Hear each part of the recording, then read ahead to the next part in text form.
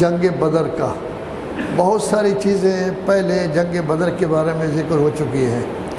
سب سے پہلے تو یہ ہے کہ مسلمانوں میں اختلاف ہو گیا تھا کہ جو قافلہ ابو سفیان کی سربراہی میں جا رہا ہے اس پر ہم حملہ کریں اور مال چھین لیں، مال کی کمی ہے، مال بھی ہو جائے گی، مال بھی ہو جائے گا، یا یہ ہے کہ نہیں بدر میں یا کسی جگہ جا کے ان کے ساتھ جنگ کیا جائے۔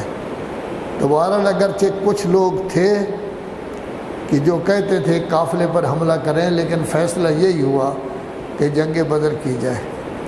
جنگ بدر جب ہو رہی تھی تو مسلمانوں کی تعداد 313 ہے اور کفار کی تعداد 950 تھی۔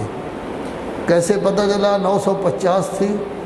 ایک آدمی وہاں سے آیا، اس کو پکڑ لیا گیا، رسول اللہ کے سامنے پیش کیا گیا کہ آپ کون ہیں؟ کہا کہ میں نوکر ہوں، ملازم ہوں، باورچی ہوں، روٹی ووٹی پکاتا ہوں۔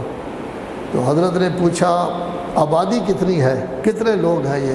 اس نے کہا نہیں میں نے شمار نہیں کیا، ڈھیر سارے ہیں۔ پھر پوچھا کتنے اونٹ ذبح ہوتے ہیں؟ تو وہ چونکہ باورچی تھا اس نے کہا جی 10 اونٹ ذبح ہوتے ہیں۔ تو فرمایا 9 اور 10 100 کے درمیان ہے یہ۔ تو وہ 950 آدمی تھے، یعنی ایک اونٹ کو 100 آدمی کھاتا ہے، اس لحاظ سے 1000 آدمی ہونا چاہیے لیکن 950 آدمی تھے۔ تو اتنی زیادہ تعداد تھی ان کی، یہ پتہ چل گیا۔ ظاہر ہے جب مسلمانوں کی تعداد کم ہے تو پکے مسلمان سارے نہیں تھے، ہم بھی، ہمارا بھی یہی حال ہے کہ اگر اس وقت پرانے زمانے میں جب ہم زیارت پڑھتے تھے حضرت امام حسین علیہ السلام کی، اس میں باقاعدہ پڑھا جاتا تھا یا لیتنا کنا معکم فنفوز فوزا عظیما، کاش ہم کربلا میں ہوتے اور آپ کے ساتھ کامیاب ہوتے، ہم درجہ شہادت پر فائز ہوتے۔ یہ ہر شخص کو اپنے اپنے طور پر دیکھنا چاہیے، کیا واقعاً یہی ہے؟ کربلا میں ہوتے تو اس طرف ہو جاتے یا باقاعدہ؟ یہ مسئلہ تھوڑا سا مشکل ہوتا ہے، کوئی زیادہ آسان نہیں ہے۔ تو آج کل تو وہ چھوڑ دیا گیا ہے، یا لیتنا کنا معکم پڑھتے ہی نہیں تاکہ اپنے آپ کو کسی بھنور میں ڈالیں۔ تو ظاہر ہے کہ مسلمان کم ہیں، وہ لوگ زیادہ ہیں۔ اللہ تبارک و تعالیٰ نے کیا انتظام کیا؟ انتظام یہ کیا کہ مسلمانوں کے دلوں میں یہ ڈال دیا کہ جی ان کی تعداد کو اتنی زیادہ نہیں ہے، وہ ہمارا کچھ نہیں بگاڑ سکتے۔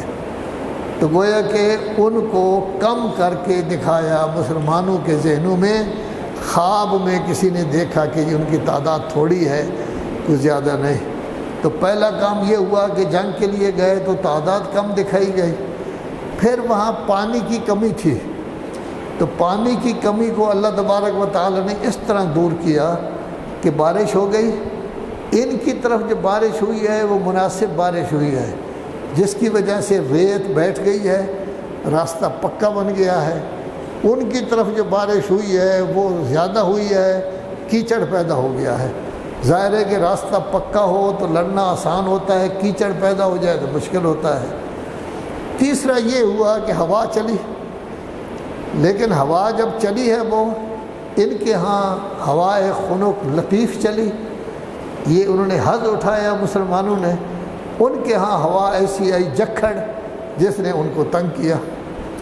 چوتھا مسئلہ یہ ہوا کہ ان کی جو ہے وہ تعداد، وہ جہاں وہ رہ رہے تھے سورج ان کے سامنے تھا، ان کے پیچھے سورج تھا۔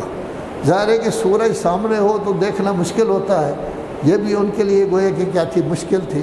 تو اس طرح کی مشکلیں جو ہیں وہ ان کے دل میں پیدا ہوئی۔